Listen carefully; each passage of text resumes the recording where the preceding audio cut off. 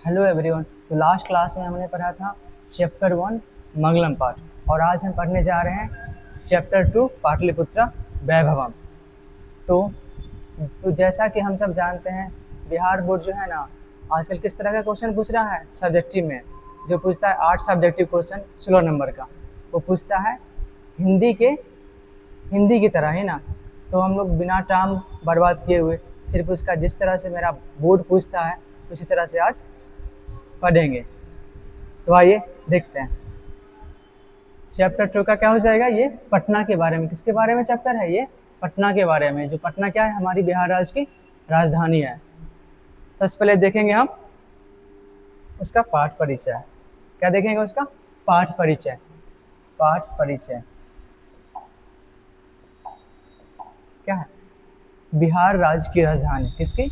बिहार राज्य की राजधानी पटना नगर सभी कालों में महत्व रखता है।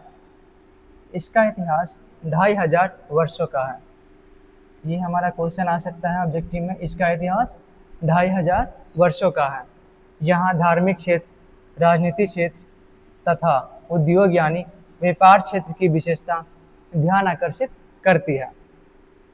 विदेशी यात्री मेगास्थनीज, फाहियान, हुएनसांग, इत्सिंग आदि हैं जो कि पटना आए थे। और बात रही इस पाठ में जो हम पढ़ने जा रहे हैं, क्या क्या इस पाठ में हम पढ़ेंगे। इस पाठ में पाटलिपुत्र नगर के वैभव यानी ऐश्वर्य का समान परिचय दिया गया है। तो हम देखेंगे पाठ परिचय से जो है ना ऑब्जेक्टिव कौन कौन सा आ सकता है। हमारा पूछ सकता है पटना का इतिहास कितने वर्षों का है, तो 2500 वर्षों का पटना का इतिहास रहा है।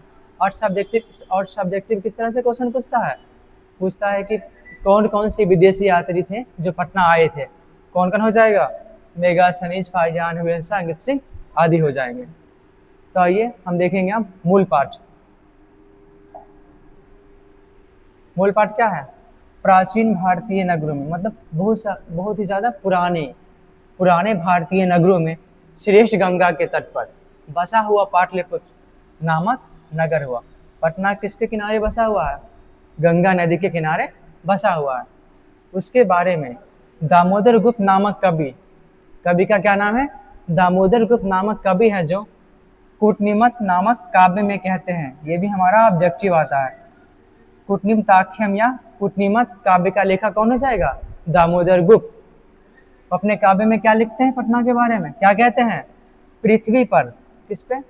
पूरी पृथ्वी पर तिलक के समान तथा सरस्वती के निवास स्थान स्वरूप पाटलिपुत्र नामक नगर है जो धरती पर स्वर्ग के समान सुंदर है। ये हमारा सब्जेक्टिव में क्वेश्चन आ सकता है ना। क्वेश्चन क्या पूछ सकता है दामोदर गुप्त नामक कवि ने पटना के बारे में अपने काव्य कूटनीमताख्यम या कूटनीमत में क्या लिखा है? क्या हो जाएगा? पृथ्वी पर तिलक के समान तथा सरस्वती के निवास स्थान स्वरूप पाटलिपुत्र नामक नगर है जो धरती पर स्वर्ग के समान सुंदर है। अब है इतिहास में सुना जाता है कि बुद्ध के समय में गंगा के किनारे पाटली गांव स्थित था। हमारा क्वेश्चन आ सकता है भगवान बुद्ध के समय पटना का क्या नाम था? पाटली गांव या पाटलीग्राम। जहां भगवान बुद्ध कई बार आए। उन्होंने कहा कि यह गांव आगे चलकर महानगर बनेगा, परंतु इसे आपसी झगड़े, आग से जलने तथा बाढ़ का हमेशा भय रहेगा। यह हमारा सब्जेक्टिव क्वेश्चन पूछता है कि भगवान बुद्ध ने पटना के बारे में क्या भविष्यवाणी की थी। समय बीतने पर पाटली गांव को ही पाटलिपुत्र कहा जाने लगा। फिर से क्वेश्चन आ सकता है समय बीतने पर पाटली गांव को डैश डैश कहा जाने, क्या हो जाएगा? पाटलिपुत्र कहा जाने लगा। अब है चंद्रगुप्त मौर्य नाम का एक राजा हुआ पाटलिपुत्र में ना, उनके बारे में लिखा गया। उनके शासनकाल में क्या क्या था? चंद्रगुप्त मौर्य के शासनकाल में इस नगर, कौन सी नगर? पटना नगर यानी पाटलिपुत्र नगर की सुंदरता तथा सुरक्षा व्यवस्था अत्यधिक उच्च कोटि की थी। ऐसा यूनानी राजदूत मेगास्थनीज ने अपने संस्मरण में लिखा है। इस नगर का ऐश्वर्य अशोक प्रियदर्शी के काल में सबसे अधिक समृद्धशाली था। हमारा यहाँ से 4 ऑब्जेक्टिव क्वेश्चन बन रहा है। क्या हो जाएगा? यहाँ पे पूछ सकता है चंद्रगुप्त मौर्य के शासनकाल में पटना का सुरक्षा व्यवस्था तथा सुंदरता कैसा था? अत्यधिक उच्च कोटि की थी। और पूछ सकता है यूनानी राजदूत कौन था? यूनानी राजदूत कौन हो जाएगा? मेगास्थनीज। इंपॉर्टेंट क्वेश्चन है। और यहाँ पे क्या हो जाएगा? किसके शासनकाल में पटना का क्या हो जाएगा? पटना का ऐश्वर्य सबसे अधिक समृद्धशाली था। क्या नाम हो जाएगा उस राजा का? अशोक प्रियदर्शी। अब है बहुत लंबे समय तक पाटलिपुत्र में प्राचीन सरस्वती परंपराएं प्रचलित थी। हमारा क्वेश्चन आ सकता है बहुत लंबे समय तक पाटलिपुत्र में कौन सी परंपरा प्रचलित थी? क्या हो जाएगा? प्राचीन सरस्वती परंपरा प्रचलित थी। ऐसा राजशेखर काव्य मीमांसा नामक अपने प्रमुख ग्रंथ में सादर स्मरण करते हैं। फिर से क्वेश्चन आ सकता है राजशेखर ने कौन सा ग्रंथ लिखा था? क्या हो जाएगा? काव्य मीमांसा।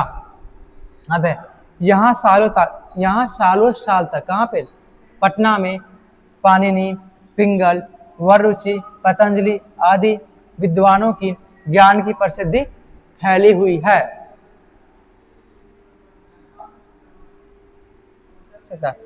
कुछ प्राचीन ग्रंथों में है ना, हमारे यहाँ पे लिखा हुआ इतिहास में बहुत प्राचीन ग्रंथ जो है उसमें क्या लिखा हुआ पटना के बारे में, आइए वो देखते हैं। क्या है? कुछ प्राचीन ग्रंथों में, पुराणों में पाटलिपुत्र के दूसरे नाम पुष्पुर, कुसुमपुर आदि भी पाए जाते हैं। क्या पाए जाते हैं? पुष्पुर, कुसुमपुर आदि भी पाए जाते हैं। पता चलता है कि इस नगर तथा इसके आसपास फूलों का अत्यधिक उत्पादन होता था। पाटलिपुत्र शब्द भी पाटल पुष्पों की पुतलियों की रचना पर आधारित होकर प्रचलित हुआ। क्या है? अब हो जाएगा गुप्त राजाओं के शासन काल में इस राज्य में शरद काल में कौमुदी महोत्सव मनाया जाता था, जो कि क्या था? बहुत ही ज्यादा उस टाइम प्रचलित था। ऑब्जेक्टिव क्वेश्चन आ सकता है कौमुदी महोत्सव किसके शासन काल में मनाया जाता? क्या हो जाएगा? गुप्त राजाओं के शासन काल में। कौन सा ऋतु? शरद ऋतु में। वहां सभी लोग आनंद में मग्न रहते थे। और वहां पे क्या ये हो गया गुप्त राजा का शासन काल का क्या था? कौमुदी महोत्सव। और फिर आजकल वर्तमान काल की तुलना कर रहा है क्या किससे?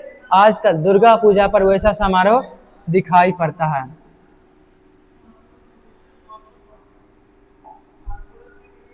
अब है समय के चक्र के साथ समय क्या है? समय बदलता गया, समय अपने चाल से चलता गया, उसी है समय के चक्र के साथ। हालांकि मध्यकाल में पाटलिपुत्र 1000 वर्ष तक पतन की ओर गया। हमारा क्वेश्चन आ सकता है किस काल में पाटलिपुत्र का पतन हुआ? मध्यकाल में। और कितने वर्षों तक? 1000 वर्षों तक। ये जो पतन हुआ ना, हमको इसका संकेत कहाँ मिलते हैं? इसके संकेत मुद्रा राक्षस आदि ग्रंथों में प्राप्त होते हैं। मुगल काल में इसका पुनरुद्धार हुआ। फिर से ऑब्जेक्टिव आ सकता है किसके शासन काल में पटना का पुनरुद्धार हुआ? क्या हो जाएगा? मुगल काल में। अब अंग्रेजों के समय में, किसके समय में? अंग्रेजों के समय में इसका सर्वाधिक विकास हो गया। फिर से क्वेश्चन है ना, आ सकता है किसके काल में या फिर किसके समय में पटना का सबसे अधिक विकास हुआ? कौन सा हो जाएगा? अंग्रेज के समय में।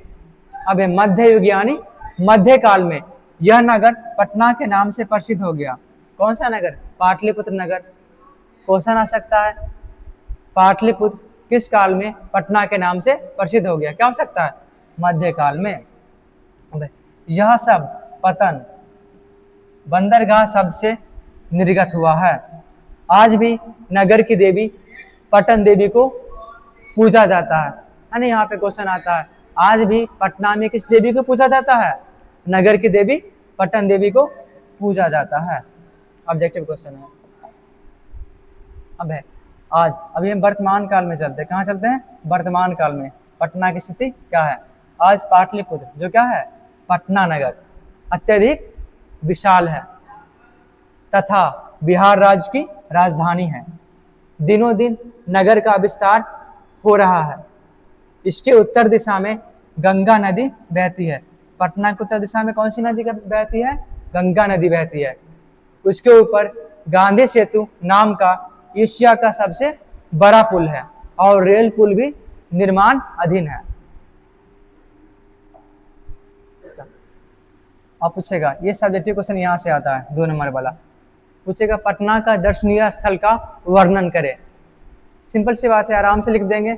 पटना में उच्च कोटि का संग्रहालय, उच्च न्यायालय, सचिवालय, गोलघर, तारामंडल, जैविक उद्यान, मौर्यकालीन अवशेष तथा महावीर मंदिर आदि देखने योग्य है।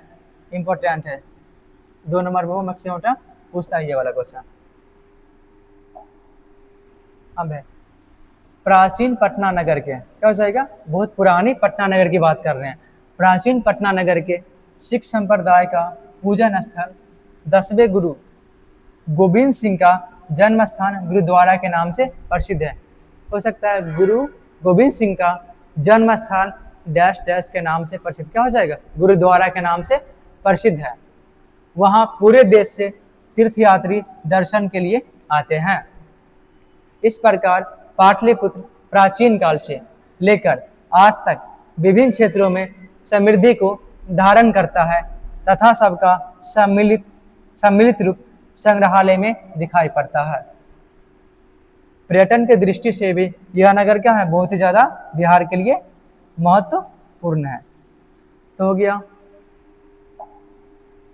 तो हम सब देख लिए बुक में जो लिखा हुआ उसका हिंदी अनुवाद, और अब समझेंगे इसका सब्जेक्टिव क्वेश्चन 2 नंबर वाला कौन कौन सा क्वेश्चन पूछे जाने का चांस है। पहला क्वेश्चन क्या आ सकता है? सिख संप्रदाय के लोगों के लिए पटना क्यों महत्वपूर्ण है? अभी जस्ट पढ़े हैं हम। अथवा पटना का गुरुद्वारा किसके लिए और क्यों महत्वपूर्ण माना जाता है? इसका आंसर क्या हो जाएगा? गुरु गोविंद सिंह का जन्म पटना में हुआ था। किसका? सिख संप्रदाय के 10वें गुरु गोविंद सिंह का जन्म कहाँ हुआ था? पटना में हुआ था। पटना में सभी सिख धर्म गुरु पधारे हैं। 10वें गुरु गोविंद सिंह का जन्म स्थल गुरुद्वारा भी यही है। इसलिए पटना सिख संप्रदाय के लिए बहुत ही महत्व रखता है। इसका सेकंड क्वेश्चन, पाटलिपुत्र के वैभव पर प्रकाश डालें अथवा पाटलिपुत्र की विशेषताओं का वर्णन करें। इसका उत्तर हो जाएगा, पाटलिपुत्र ने प्राचीन काल से अब तक अपने महत्व को धारण किया है। प्राचीन काल से ही यहाँ सरस्वती का मुख्य केंद्र माना जाता है। वर्तमान समय में यह बिहार की राजधानी है। यहाँ के उत्कृष्ट संग्रहालय, उच्च न्यायालय, जैविक उद्यान, तारामंडल, गोलघर, महावीर मंदिर आदि दर्शनीय स्थल हैं। सिख संप्रदाय के 10वें गुरु गोविंद सिंह जी का जन्म स्थल है जो गुरुद्वारा के नाम से जाना जाता है तथा पटना का पालन करने वाली देवी पटन देवी आज भी वहां पे पूजी जाती है। कहाँ? पटना में। थर्ड क्वेश्चन है, पटना के मुख्य दर्शनीय स्थल का नाम उल्लेख करिए या फिर उनका वर्णन करें। क्या हो जाएगा? पटना के मुख्य दर्शनीय स्थल संग्रहालय, सचिवालय, गोलघर, तारामंडल, संजय गांधी जैविक उद्यान, महावीर मंदिर और सिखों के 10वें गुरु गोविंद सिंह का जन्म स्थल जो कि गुरुद्वारा के नाम से प्रसिद्ध है। अब है, कौन कौन से विदेशी यात्री पटना आए थे? क्या हो जाएगा? मेगास्थनीज, फाहियान, वेंसान, इत्सिंग आदि विदेशी यात्री पटना आए थे। लास्ट एग्जाम में पूछा था ना ये वाला 2 नंबर में। अब है, पाटलिपुत्र के प्राचीन महाउत्सव का वर्णन करें अथवा पटना में कमुदी महोत्सव कब मनाया जाता है? मतलब कब मनाया जाता था? पढ़े थे ना, गुप्त राजाओं के शासनकाल में और शरद ऋतु में। इसको लिखना हमको लैंग्वेज बना के। क्या हो जाएगा? पाटलिपुत्र में शरद काल में कमुदी महोत्सव बड़ी धूमधाम से मनाया जाता था। सभी नगरवासी आनंद मग्न हो जाते थे। इस समारोह का विशेष प्रचलन गुप्त वंश के शासनकाल में ही था। आजकल जिस तरह से दुर्गा पूजा मनाई जाती है, उसी प्रकार प्राचीन काल में कौमुदी महाउत्सव मनाया जाता था। अब चंद्रगुप्त मौर्य के काल में पाटलिपुत्र की रक्षा व्यवस्था कैसी हो जाएगी, कैसी थी, जानते हैं हम। पाटलिपुत्र वैभवम पाठ में बिहार के राजधानी पटना के प्राचीन महत्व का निरूपण किया है। चंद्रगुप्त मौर्य के समय यहाँ की शोभा तथा सुरक्षा व्यवस्था क्या थी, बहुत ही अत्यधिक उच्च कोटि की थी, मतलब उत्कृष्ट थी। भगवान बुद्ध ने पटना के संबंध में क्या कहा था, उनका भविष्यवाणी पटना के संबंध में क्या था, पता क्या बोले थे वो?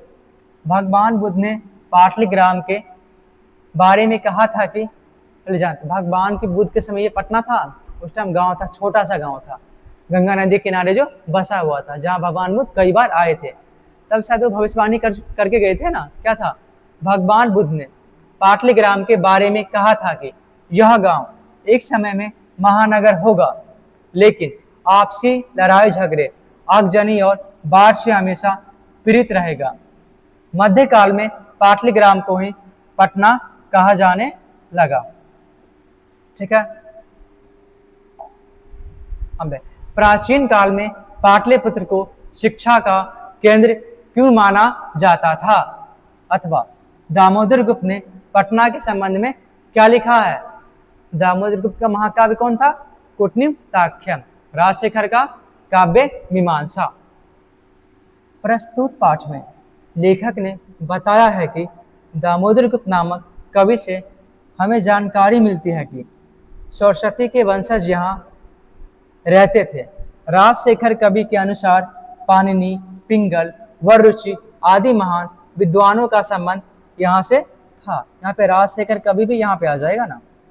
इससे ज्ञात होता है कि प्राचीन काल में पाटलिपुत्र शिक्षा का एक महत्वपूर्ण केंद्र माना जाता था, और फिर अभी भी वर्तमान काल में है।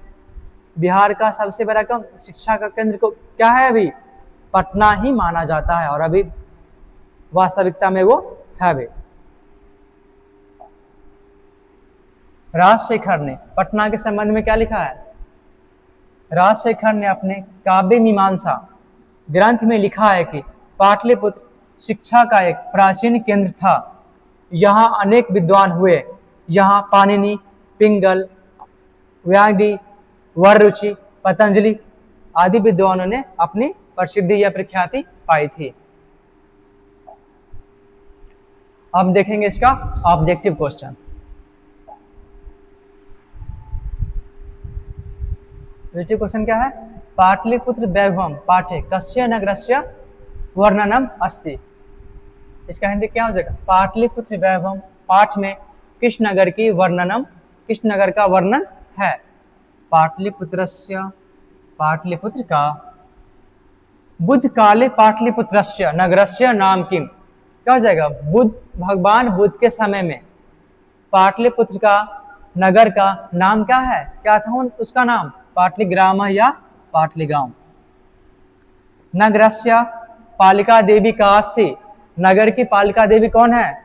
पटन देवी। अब है कुटनिम काव्य रचनाकार का, कुटनिमित्ताख्य का रचनाकार कौन हो जाएगा? दामोदर गुप्ता। कस्य महापुरुषस्य जन्म स्थानम पाटलिपुत्र अस्ति। किस महापुरुष का जन्म स्थान पाटलिपुत्र में है? क्या हो जाएगा? सिख संप्रदाय के 10वें गुरु गोविंद सिंह जी का है ना, उनका जन्म स्थान जो कि गुरुद्वारा के नाम से प्रसिद्ध है। अब है काव्य मीमांसा नामक ग्रंथ कह अलिखत। काव्य मीमांसा नामक ग्रंथ किसने लिखा है? किसके द्वारा लिखा गया था? राजशेखर। राज्ञः अशोकस्य समये पटना नगरस्य वैभवम कीदृशम आसीत्।